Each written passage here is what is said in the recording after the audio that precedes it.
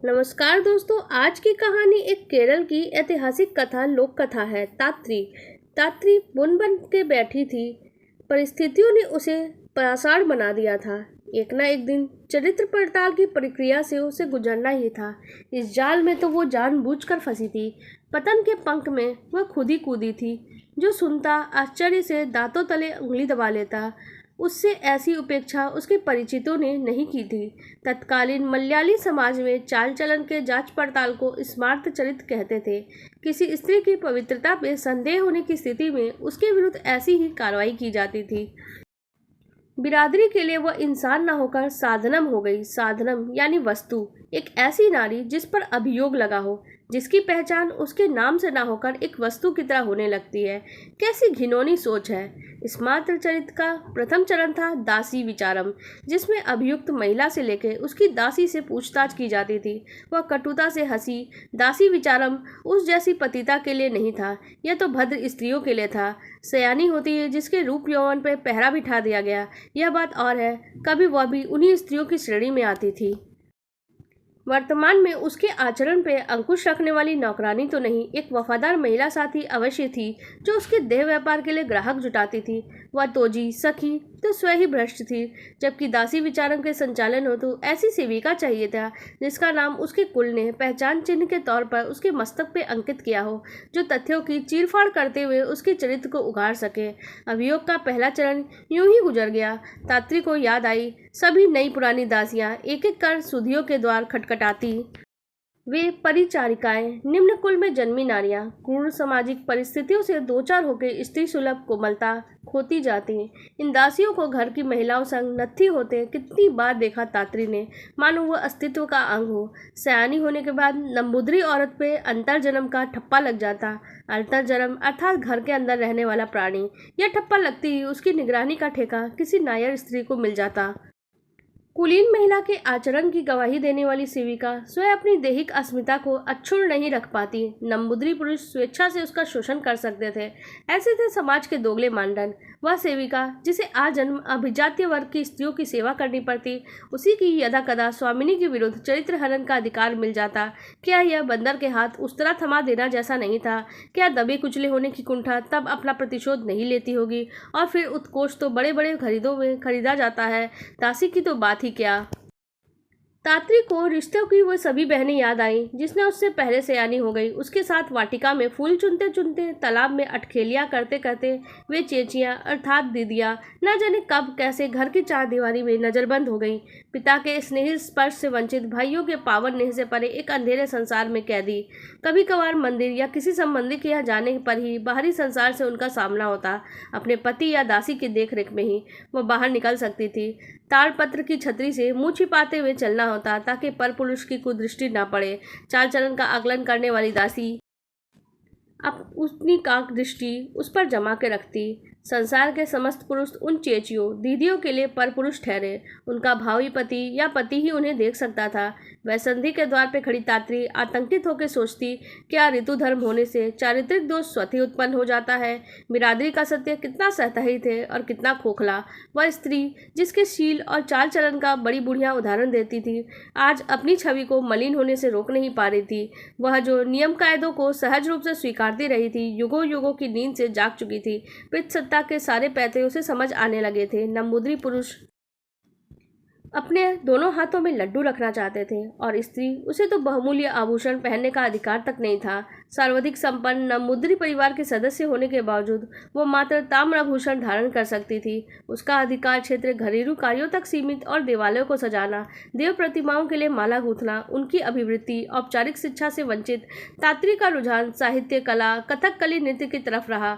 वह बुद्धिमान थी, वर्जनाओं ने उसे विद्यालय नहीं जाने दिया, फिर भी पिता और भाइयों ने उसे पढ़ना लिखना सिखा और ललित कलाओं में निपुणता हासिल की। उस जैसी योग्य कन्या का विद्रोही न होना स्वाभाविक था।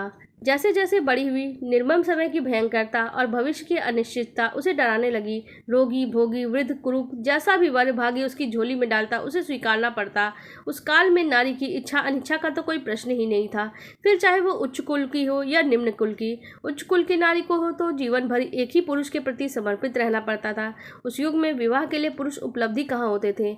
नंबूदिरी परिवार के बड़े पुत्र को ही वेली विवाह की अनुमति थी, पारिवारिक संपत्ति को बंटवारे से बचाने के लिए। उसके पति तो कदाचित अब तक कई बार विवाह कर चुके होंगे। एक वह है जो समाज के बनाए गए कटघरे में खड़ी है, मानो किसी प्रलय की प्रतीक्षा कर रही है। सारे नियम कायदे तो नारी के लिए ही थे। पुरुषवादी सत्ता का सुनियोजित षड्यंत्र। एक ही पुरुष दसियों बार दूल्हा बनता, यहाँ तक कि पत्नी के तौर पे पोती की आयु की किशोरी उसकी भोगिया होती। तात्री भी उसी अवस्था की अंग थी, जहाँ बूढ़े पति के मरने पर उसकी युवा विधवाएं दयनीय और उपेक्षित हो जाती थी, यहाँ तक कि उनके हंसने तक पे रोक लग जाती। अतीत की गांठ फिर कसकने लगी थी। पति द्वारा त्यागे जाने पर उपेक्षा और तिरस्कार सहते हुए दिन बीत जाते थे। वह समझ नहीं पा रही थी इस विकट स्थिति से कैसे निपटे। तू मर क्यों नहीं जाती? उसके अपने कुटुंबियों ने उससे घृणा से थू थू करते हुए कहा था। उसकी माँ और भाभियों ने उसके रसोई में बैठ के खाने पर रोक लगा दी थी। वह जान गई उसके खिलाफ साक्ष्य जुटाए जा चुके हैं। अनेक राहगीरों, अड़ोसियों पड़ोसियों ने उसको साज श्रृंगार से युक्त होकर झरोके से ताकते पाया था। उससे आंख लड़ाने वाले रसिक जनों के अभद्र संकेतों और बदले में उसकी निर्लज चेष्टाओं को भी देखा गया। तात्री चीख कर कहना चाहती थी, क्या सजना संवरना पाप है? क्या गवाक्ष ने बाहर देखना अपराध है? शालीन स्मित प्रत्युत्तर मुस्कुरा कर देना अनुचित है? किंतु कोई लाभ नहीं था। उसके अपने ही पराये हो चले थे। उसकी सहायता करना तो दूर, उसे बेघर करने पे तुले थे। उसके आत्मघाती क्षणों ने उसने जो निर्णय लिया उसकी कोई कल्पना भी नहीं कर सकता था। स्मार्ट चरित्र का दूसरा चरण आरंभ हो गया था। तात्री को एक निर्जन स्थल पे अचमपुरा नामक विशिष्ट कोठरी में रखा जाना था। राजा के पास यह सूचना पहुंची, आगे की प्रक्रिया है तो एक न्यायिक अधिकारी और 3 विद्वानों की नियुक्ति हुई। तात्री जान गई अब उसके बचने की प्रत्याशा बहुत कम थी। सुनियोजित षड्यंत्र द्वारा निर्दोष अंतर्जन्म पे मिथ्याभियोग सिद्ध करना आम होता जा रहा था। और फिर वो निर्दोष भी तो नहीं थी, एक कलंकिनी थी, जिसके क्रम में सच उगलवाने के लिए साधनम पर कई अत्याचार किए जा सकते थे। उसकी कोठरी में सर्प और मूषक जैसे विषैले जंतुओं को छोड़ा जा सकता था। उसे दरी में लपेट के भवन की छत पे से शव की भांति लुढ़काया जा सकता था। उसने सोच लिया था कि इन यंत्रणाओं से बचने के लिए अपना दोष सहज ही मान लेगी। प्रताड़ना की इस यात्रा के समानांतर अतीत की यात्रा भी जारी थी। उसका कम उम्र में बेमूल्य विवाह कर दिया गया था। इस वास्तविकता को भी उसने सर झुका कर स्वीकार किया, क्योंकि यही उसके समाज का सच था। उसके अंतस में विरोध की ज्वाला कब जगी वह खुद नहीं जानती। आयु से कहीं अधिक बड़े पति ने उसका शोषण किया। उसके रसिक स्वभाव से त्रस्त होकर द्रोह का अंकुर उसके मन में फूट पड़ा था। समवयस और समर्पित सहचर पाने का उसका स्वप्न चूर चूर हो गया। वह जान गई थी उसका स्वामी मद्यप और वैश्यागामी था। तात्विक अंतर्जन्म थी। शैशव से ही पुष्प सज्जा में निरूढ़ पर उस एक दिन पति ने उस एक गणिका की सजाने पे विवश कर दिया। वह उस वेश्या को राह से उठाकर घर ले आया, यहाँ तक कि उसकी सहन शक्ति जवाब दे गई थी जब उसने पति को सदा के लिए छोड़ दिया। अब तो उसका मायका भी छूट चुका। स्मृतियों ने कुरेदा तो विगत की परतें खुलती चली गई। पति की अवमानना से उसका मानसिक संतुलन बिगड़ सा गया था। वह नित्य सच संवर के निरुद्देश्य खिड़की से बाहर दृष्टिपात करती। गणमान्य पुरुष उस राह से गुजरते रहते जब तक उसको देखकर मुस्कुरा देते। अभिवादन के तौर पे वो भी मुस्कुरा देती। इसके पीछे सुंदर दिखने की चाह थी। उन कुलीन जनों ने मुग्ध दृष्टि उसके आहत अहम को सहलाती। उसकी पीड़ा यह सोच के मंद पड़ जाती कि वो अपने स्वामी के साथ शयन करने वाली स्त्रियों से कहीं अधिक मोहक है। मन में हठात उठने वाला विकार पौर प्रति की तुलना उसके युवा प्रशंसकों से कर देता है। यद्यपि उसकी देह ने मर्यादा की सीमा रेखा नहीं लांगी, तथापि उसे यह भान न हुआ कि उसके हाव भाव कुछ कुचक्र में उसे फंसाने वाले थे। स्मार्ट चरित्र का तीसरा चरण क्रियान्वित होने को था। राजा द्वारा नियोजित न्यायिक समिति उससे प्रश्न पूछने वाली थी। अन्न का एक कण भी उसके गले से नहीं उतरा था, जबकि कोठरी के बाहर जुटी खा पीकर अघाई हुई मक्कार जनों की टोली इस प्रकरण को एक उत्सव की तरह मना रही थी। साधनम के विषय में अनर्गल और अश्लील टिप्पणियां करते हुए सत्पुरुष कामना कर रहे थे कि तात्री जैसी सुंदरी समाज के बहिष्कृत हो जाए और उसे अपनी वो रखैल बना ले। यहाँ तक कि निम्न कुल के भी कुछ लोग उसे अपनाने की आस लगा के बैठे थे। पहले तो उसे छाया तक की छूने की कल्पना नहीं कर पाते थे। नमूद्री भद्रजुलों ने अपने स्वार्थ के लिए स्त्री शोषण और दमन की कैसी कैसी कूट योजनाएं बनाई थी। उसके विद्रोह को रोकने के लिए नियम, कठोर नियम। कुलीन परिवार का ज्येष्ठ पुत्र बहुविवाह के चलते विलासिता का जीवन बिताता और अनुज निम्न कुल की स्त्रियों से स्वेच्छापूर्वक दैहिक संबंध बनाते। साधारण नमक इस रीति का विरोध करने के बजाय शोषित कन्या के अभिभावक प्रसन्न होते इस प्रकार की उनकी बेटी को एक तेजस्वी बुद्धिमान संतान मिलेगी। छद्म मात्र सत्ता, जिसमें शारीरिक उत्पीड़न के उपरांत उत्पन्न संतति का दायित्व मातृकुल का रहता, पुरुष का उससे कोई लेना देना नहीं होता। वेली और संबंधनम के रीतियों ने नम्बूद्री महानुभावों को उच्छृंखल बना दिया था और आखेटक भी उनके आखेट ही बनती। तात्री जैसी महिलाएं सवाल जवाब के दौरान तात्री ने अनेक अभियोग स्वीकार किए, किंतु उसने यह भी कहा उसके संग दैहिक संसर्ग करने वाले भी उतने ही दोषी हैं, उन्हें भी दंडित किया जाना चाहिए। सबने नम्बूद्री के कुल की मर्यादा को जो ठेस पहुंचाई थी। चौथे चरण में साधनम और उसके साथ पाप में भागी पुरुषों के विरुद्ध सुचिंद्रम मंदिर में अयोग सिद्ध किया जाता था और उन भद्रजनों में से किसी ने तात्री को अपनी बहन तो किसी ने पत्नी बना के अभियोग से बचना चाहा। कुछ दूसरे भी बहाने बनाए गए, किंतु सब व्यर्थ। तात्री के पास सबके खिलाफ पुख्ता सबूत थे। उनके द्वारा किए गए उपहारों के, उनके साथ बिताए गए समय का लेखा जोखा उसके पास था। यहाँ तक कि उसके शरीर पर कुछ ऐसे निशानों के बारे में तात्री जानती थी जिनका औरों को ज्ञान नहीं था। दोषियों को सजा दिलाना उसका लक्ष्य था, जिसमें वो सफल हुई। पांचवें चरण में उसे समाजच्युत किया जाना था। उसके घर वालों ने जीते जी उसका अंतिम संस्कार कर दिया। उसके पिता के अनुसार तात्री के जन्म के समय ग्रह नक्षत्र अशुभ थे, इसी से उन्हें यह दिन देखना पड़ा। पति के शब्द उसके भीतर उबाल मार रहे थे। हाँ, मुझे वैश्याओं से प्यार है, तुम भी वैश्या बन जाओ, मैं तुम्हें भी प्यार करूंगा। उस काल में स्त्री और पुरुष की हैसियत एक ही तराजू में तौलने का एक बेहतर उदाहरण क्या हो सकता था। स्मार्ट चरित्र का छठा और अंतिम चरण यह था। कुल्टा को दंड देके बिरादरी को पावन करने की खुशी में न्यायिक समिति की तरफ से भोज का आयोजन हुआ। साधनम को दोषी ठहराए जाने के बाद भेड़ की खाल में कई भेड़िए उसका आखेट करने को तत्पर थे, किंतु वह किसी के हाथ नहीं। न जाने कहाँ गायब हो गई तात्री। उसे अपना बनाने और सपना देखने वाले हाथ मल कर रह गए।